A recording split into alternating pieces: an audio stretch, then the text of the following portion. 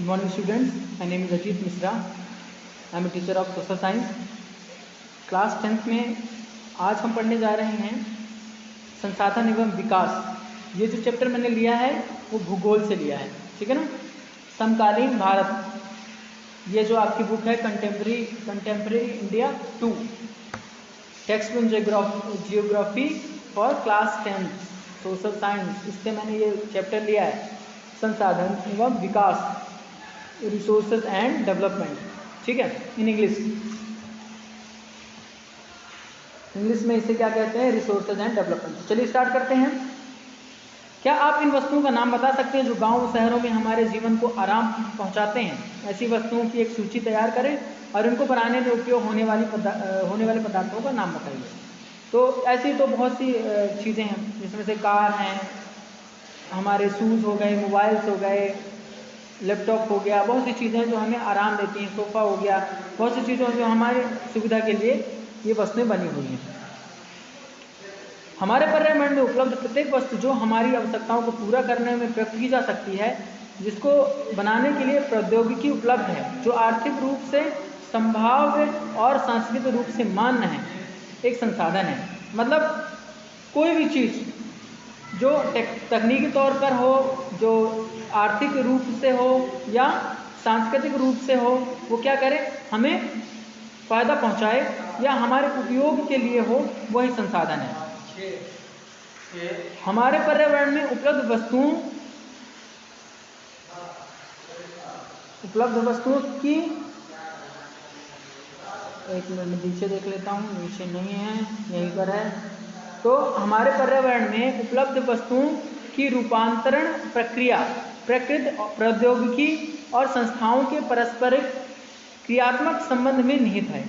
तो हमारा जो आसपास का वातावरण है, उसमें जो भी वस्तुएं उपलब्ध हैं वो किस चीज़ का परिणाम है? या तो नेचुरल प्रोसेस से हमको मिली है, या किसी तकनीक को हमने इजाद करके उसको बनाया है, या संस्था की पारस्परिक क्रियात्मक संबंध से निहित है, या किसी संस्था, कोई संस्था है, कोई ऑर्गेनाइजेशन, जैसी फैमिली भी एक संस्था है, उसमें क्या होता है, हमारे पारस्परिक जो एक दूसरे से हमने संपर्क किए हैं, उससे जो है तो ये संसाधन हमें प्राप्त होते हैं।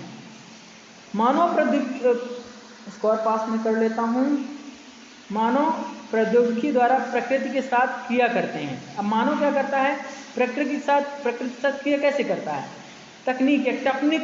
टेक्नोलॉजी बना करके, नई नई टेक्नोलॉजी को इजाद करके वो प्रकृति के साथ क्रिया करता है और अपने आर्थिक विकास की गति को तेज करने के लिए संस्थाओं का निर्माण करता है। और जो अपनी आर्थिक विकास है, अपनी मतलब मनी से संबंधित जो विकास है, उसको तेजी करने के लिए, उसमें तेजी लाने के लिए जो विभिन्न संस्थाओं का निर्माण करता है। एग्जाम्पल देता हूँ। अब हमें क्या बनाना है, जैसे हमें मोबाइल बनाना है, तो इसके लिए हमने तकनीकी का विकास किया, तकनीक का तो हमने विकास कर लिया। अब इस तकनीक को विकास करने के लिए इसमें हमने बहुत सी संस्थाओं को भी बनाया, जिससे मोबाइल हम बनाए जा सके, उनका सेल हो सके, लोगों तक वह तकनीकी पहुंच सके, और इससे क्या हो गया, आर्थिक विकास भी होगा। क्या आप भी बहुत से लोगों की तरह संसाधनों को प्राकृतिक उपहार समझते हैं? ऐसा नहीं है, संसाधन मानवीय क्रियाओं का परिणाम है। मानव स्वयं संसाधनों का महत्वपूर्ण हिस्सा है। अब जो मानव है, उन्होंने इस संसाधनों को बनाया है, और मानव संसाधनों का महत्वपूर्ण हिस्सा। अगर मानव ना होगा तो संसाधन कैसे बनेंगे? और मानव ने ही विभिन्न क्रियाएं करके संसाधनों को इजाद किया है, यानी मानवीय जो क्रियाएं हैं उससे ही संसाधन बने हैं। ये मानव स्वयं संसाधनों का महत्वपूर्ण हिस्सा मैंने बता दिया। वे पर्यावरण में पाए जाने वाले पदार्थों को संसाधनों में परिवर्तित करते हैं तथा उन्हें प्रयोग करते हैं। इन संसाधनों का वर्गीकरण निम्न प्रकार से किया जा सकता है। अब वो पर्यावरण में जो भी उपलब्ध रॉ मटेरियल हैं, उसको प्राप्त करते हैं और अपनी तकनीकी से उसको चेंज करते हैं, और फिर क्या करते हैं, उसको संसाधन के रूप में बना लेते हैं। जैसे एग्जाम्पल देता हूँ, खाने की बिस्किट। पहले क्या करता है इंसान, मनुष्य क्या करता है, पहले गेहूँ उगाएगा, गेहूँ उगाने के बाद फिर उसमें उसको प्रोसेसिंग करेगा, उसके लिए विभिन्न जो मशीनें हैं उसमें डाल करके बिस्किट या दूसरी और जो गेहूँ से बनने वाली चीज़ें हैं वो बनाएगा, और फिर उसको जाके मार्केट में सेल करेगा, उसकी मार्केटिंग भी करेगा। तो ये एक प्रकार का संसाधन बन गया, और फिर इससे आर्थिक विकास भी हुआ। चलो अब बात कर लेते हैं इन संसाधनों का वर्गीकरण निम्न प्रकार से किया जा सकता है। अब संसाधनों के कौन कौन से वर्गीकरण हैं उसकी बात हम कर लेते हैं। पहला है उत्पत्ति के आधार पर। तो उत्पत्ति के आधार पर कौन कौन से संसाधन हैं? जैव और अजैव। दूसरा, समाप्त के आधार पर। समाप्त के आधार पर नवीनीकरण योग और अनवीनीकरण योग, मतलब जिनको हम फिर से, जैसे प्लास्टिक है, उसको प्लास्टिक का कोई चीज़ है उसको हमने यूज़ किया और प्लास्टिक को फिर से हमने क्या किया, प्रोसेसिंग के द्वारा फिर से उसको प्राप्त कर लिया और कोई दूसरी चीज़ बना ली। नवीनीकरण मतलब फिर से कोई चीज़ बना लेना। कोई, जैसे आप लोहा है, कोई ख़राब लोहा है, फॉर एग्जाम्पल एक लोहे की कढ़ाई है, बहुत पुरानी हो गई, उसको अब क्या किया, उस लोहे को की कढ़ाई को लिया, उसको गलाया, गला करके लोहे का कोई दूसरा बर्तन बना लिया। इसे नवीनीकरण कहते हैं। अनवीनीकरण, जिसका कोई नवीनीकरण हो ही नहीं सकता, मतलब दोबारा उसे फिर प्राप्त नहीं किया जा सकता, उसे अनवीनीकरण कहते हैं। आगे बात करते हैं गा स्वामित्व के आधार पर। स्वामित्व के आधार पर व्यक्तिगत, सामुदायिक, राष्ट्रीय और अंतर्राष्ट्रीय होते हैं। मतलब ऐसी कोई चीज़ जिस पर एक व्यक्ति का भी अधिकार हो सकता है, एक पर्टिकुलर कम्युनिटी या समुदाय का भी अधिकार हो सकता है, किसी राष्ट्र का भी अधिकार हो सकता है, और राष्ट्रीय जो होता है वो भी स्वामित्व होता है कुछ चीज़ों पर। घा विकास के स्तर के आधार पर। और विकास के स्तर में क्या है? संभावी, विकसित भंडार और संचित कोष। विकास के स्तर में भी अगर हम बात करते हैं तो इसमें आने वाले जो, जैसे बहुत से ऐसे संभावित आगे चल के एनर्जी आने वाली, जैसे सोलर एनर्जी एक संभावित एनर्जी है जो आगे इन फ्यूचर में यही सोलर एनर्जी ही यूज़ होने वाली है। कुछ ऐसी एनर्जी होंगी जो अभी भी भंडार में होंगी, जिनको हमने कभी यूज़ ही नहीं किया। कुछ संचित चीज़ें होती हैं, संचित कोष में रखी रहती हैं, और कुछ होती हैं जिनका हमने यूज़ खूब किया और उसका विकास भी बहुत किया है, जैसे पेट्रोल, डीजल, क्रूड ऑयल से हमने पेट्रोल, डीजल, गैसें, मोमबत्तियाँ, बहुत सी चीज़ें प्राप्त कर ली हैं। तो ये विकसित रिसोर्सेज होते हैं। ठीक है, चलिए आगे बात करते हैं। अब इनमें संसाधन के को हमने डिवाइड किया है। पहले ये एक पर्टिकुलर जो पिक्चर है उसकी बात कर लेते हैं। प्राकृतिक, औद्योगिकी और संस्थाओं के मध्य अंतर संबंध।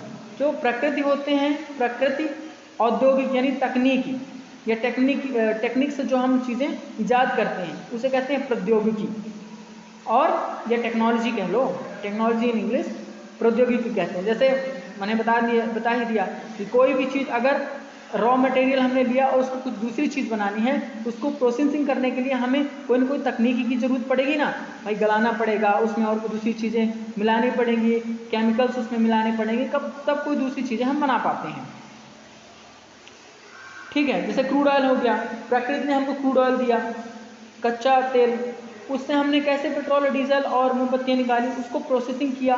तो प्रोसेसिंग करने के लिए जो हमारे पास तकनीकी है वो मशीन है, हमारी मशीनों में डाल के हमने क्या किया, क्रूड ऑयल को प्रोसेसिंग किया, और प्रोसेसिंग करने के बाद एक पर्टिकुलर स्तर पे हमें कभी डीजल प्राप्त हुआ तो कभी पेट्रोल कहीं मिला, कहीं मोमबत्तियाँ मिली। ठीक है, मोमबत्ती बनाने के लिए पर्टिकुलर जो सामान है, रॉ मटेरियल है, वो मिला। तो इसे प्रौद्योगिकी कहते हैं। और संस्था, अब बिना एक संस्था के कोई काम हो ही नहीं सकता, संस्था में से लोग जुड़ते हैं, तो एक संस्था का होना भी तो ज़रूरी है। अब आप एजुकेशन ले रहे हो, एजुकेशन आप ऐसे नहीं ले सकते हो कि आप डिग्री ऐसे ही ले लोगे। आपको किसी संस्था में जाके आपको इनरोल करना होगा, एडमिशन लेना होगा, उसके बाद आप जो भी कोर्स आप सेलेक्ट करते हैं उस कोर्स का जो ड्यूरेशन होगा उसको कंप्लीट करना होगा, कंप्लीट करने के बाद आपको डिग्री मिलेगी। ऐसे ही बहुत संस्थाएं होती हैं। ठीक है, चलिए संसाधन की बात कर लेते हैं। संसाधन में है प्राकृतिक, मानवीय, नवीनीकरण योग्य, अनवीनीकरण योग्य। ठीक है ना, ये प्राकृतिक में है, मतलब मैंने पहले ही इसकी बात कर ली है। और नवीनीकरण के अंतर्गत सतत अथवा प्रवाह जैसे पवन और जल हैं। और इसके अलावा जैव है, प्राकृतिक, वनस्पति, वन्य जीव। अनवीनीकरण के अंतर्गत अगर बात करें तो पुनः चक्रीय, अनवीनीकरण में जिनको पुनः चक्रीय जैसे धातुएं पुनः प्राप्त की जा सकती हैं। अचक्रीय, जीवाश्म ईंधन एक बार खत्म हो गए दोबारा आप प्राप्त नहीं कर सकते। तीसरी अगर बात करते हैं फिर आगे जो सेकंड पार्ट है उसकी अगर बात कर लें, जैसे संसाधन के दो हैं रूप, एक प्राकृतिक, दूसरा मानवीय। मानवीय की अगर बात करें तो संरचनाएं एवं संस्थाएं, मात्रा एवं गुणवत्ता। तो ये है संसाधनों का वर्गीकरण। इसको हम आगे पढ़ेंगे, इसको मैं एलेबोरेट करूँगा, अच्छे तरह से आपको एक्सप्लेन करूँगा डीपली, ठीक है। तो आज के लिए ये वीडियो यहीं समाप्त करते हैं, नेक्स्ट वीडियो में हम इसको अच्छे से डिस्कस करेंगे, ठीक है। तब तक के लिए आप भी पढ़ते रहें। आज के लिए थैंक यू।